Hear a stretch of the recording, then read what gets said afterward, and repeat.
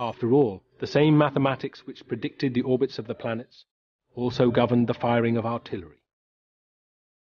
The mathematics of ballistics told them exactly where the shells would land. Of course, at the beginning of the 20th century, ballistics was essentially firing at a stationary object.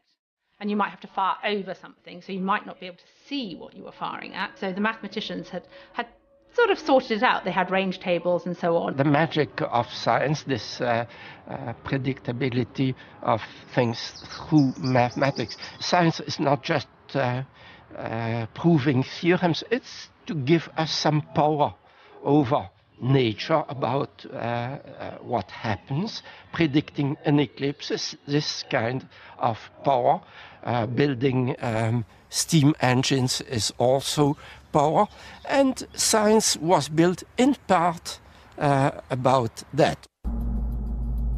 The tragedy of the war was that no matter what carnage unfolded, they believed there was not only a science of ballistics, but a science of war, a way of predicting how many men per mile of front would win the objective. They thought if they understood the science of war, they could control its outcome. They could simply overpower the chaos. In the end, they weren't fighting each other. Both sides were fighting the chaos of reality. In the end, the chaos defeated them all, and 10 million men died.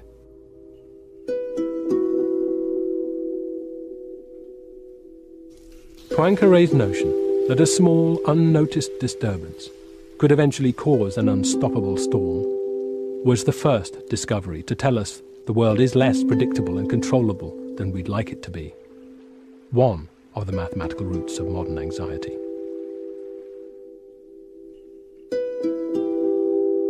The second was uncovered in Russia by Alexander Lyapunov. He was studying the transition from stability to instability in fluids, but doing so during the great upheavals of World War I and the Russian Revolution.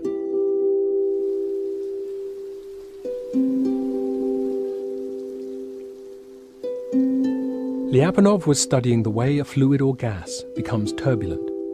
It was one of the most intractable problems in all of physics, and he was trying to put a number on that transition from order to chaos. He was trying to understand how systems seem to maintain their order, almost resisting change, but then reach a critical point at which they seem to flip suddenly from smooth to turbulent, from order to chaos. What we now call tipping points. This move away from the idea that the world is ultimately predictable to one where it's unpredictable is mostly associated, at least in the climate and environmental world, with this idea of a tipping point. So this idea that you push the system and it goes, basically, how far it moves, how far it changes. Professor Peter Cox is one of the UK's top climate change experts and an advisor to the government. In that case, you imagine a system, say you're rolling a ball up a hill. You know, if you roll the ball up a hill here and you let it go, it's going to go back down this way. But say there's a peak on the hill, you roll it up so far at this point, it can go either way. And then, of course, if you're at the top of a hill, you can push it an infinitesimal amount and it'll be off. And there's no relationship between the ultimate displacement and how hard you push it. So it's essentially an unstable system.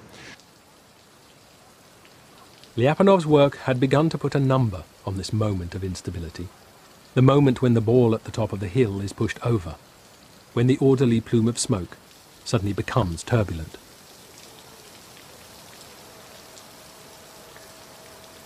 Most people, when you ask them what is dangerous, is falling off a cliff, right? I mean, and that's the equivalent of a tipping point, right? It's where the system changes and you can't go back. But while Lyapunov was still trying to understand instability, his life was approaching its own tipping point, when the chaos of the Russian Revolution and World War I overwhelmed him personally. Tens of thousands of war wounded had been pouring back from the front and brought with them an epidemic of tuberculosis. When his wife became infected, Lyapunov tried desperately to save her. But on October the 31st, 1917, she died in his arms.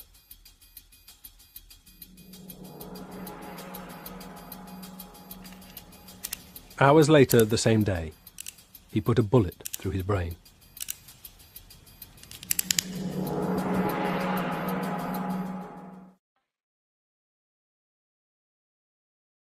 Poincaré had discovered that our world might not be as predictable and controllable as we had thought.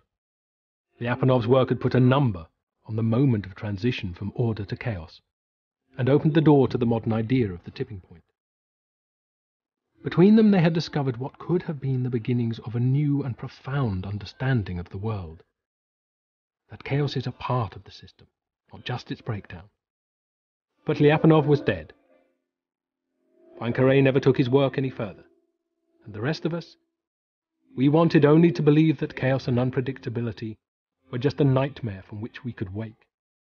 We stood at the place where a clearer understanding branched off, but we did not take it. The war had shaken our old faith. Somehow it had to be renewed. And to do that, a new icon of belief had to be found. Henry Ford's assembly line was that icon.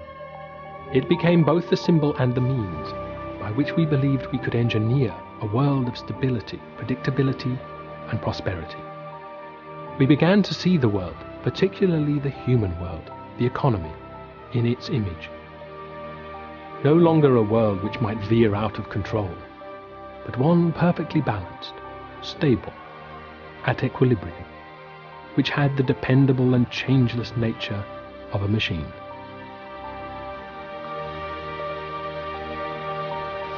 And they fell back to classical physics, to equilibrium systems, where, if you like, there is a fixed amount to spread.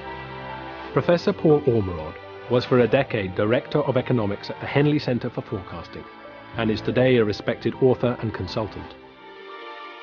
And they use the mathematics of that to try to explain and account for a very elaborate theory of how economies would actually allocate resources in a most efficient way.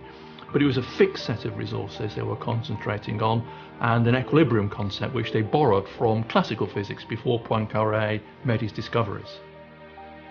Once we had imagined the economy as a machine, it was a small step to believe we could engineer it, maybe even control it.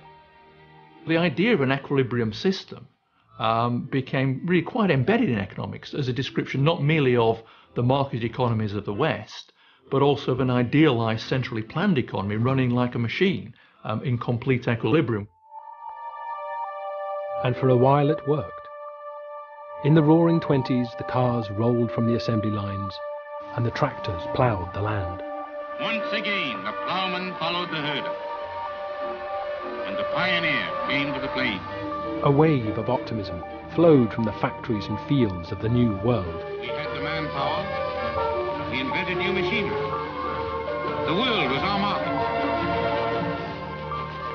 And we seemed to be back in control. But only for a while.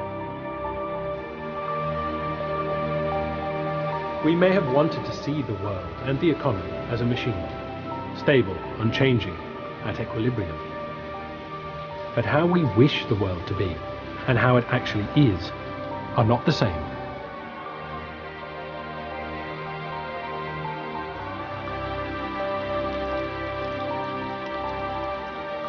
This is the massive Fisher car body factory in Detroit.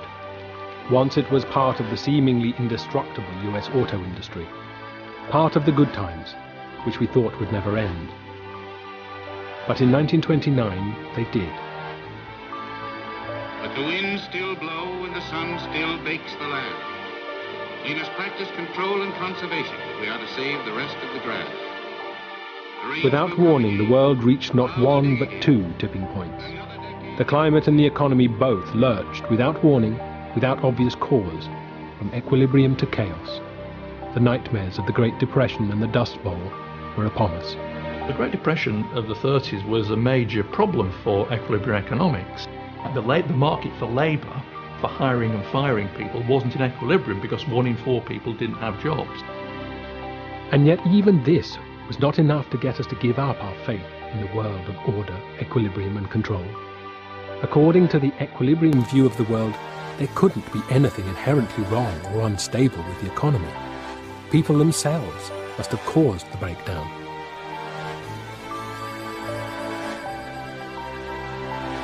But the basic argument, and it still remains the same today, is that people were, in a sense, weren't really involuntary. They weren't unemployed because they'd been sacked. They were choosing to take, it's incredible, but this is true, they were choosing to take leisure and be unemployed rather than work.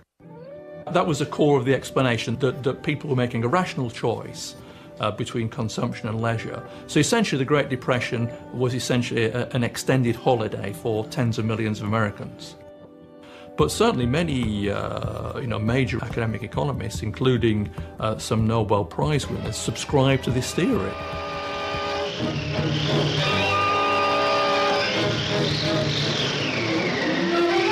The experts at the time found it impossible to imagine that the Dust Bowl or the Depression were in part caused by inherent instabilities or tipping points in the systems themselves. Another decade of reckless use, the grasslands will truly be the great American desert. There were no tipping points. The cause, we decided, was reassuringly simple and mechanical. I think when we were thinking in a more linear way about the world, we tended to look for causes that fitted outcomes.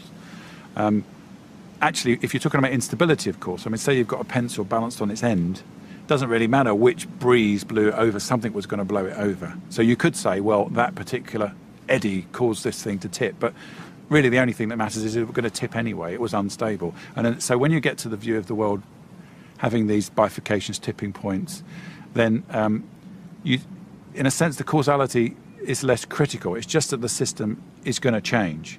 But while we were adapting to changes in environment, we paid the price of feeling insecure.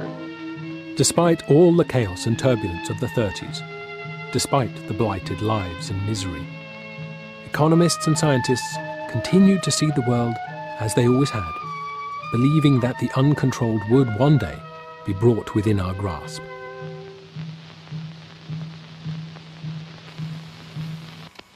It was the invention of the computer at the end of the war which suddenly seemed to promise a level of understanding and control we had never had.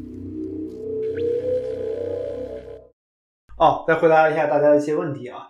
我在 Tech 用的导师呢叫做 Omri Barak， 在计算神经科学这个领域呢，实际上非常少有人能够发表 Nature Science 的论文，而我的这个导师呢就发表了2篇。实际上在他发表第一篇论文，当时是在 Nature Science 领域第一次有计算神经科学的这种论文发表，就是他来发表。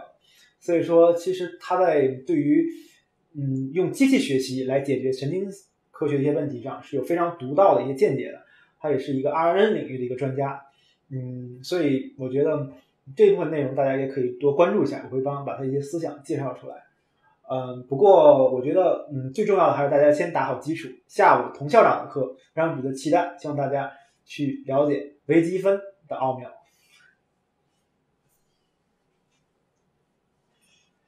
还有什么其他的问题吗？其实我的经历的话，其实我在以色列理工之前，我在巴黎高师之间，我还在香港的一个叫浸会大学的一个学校。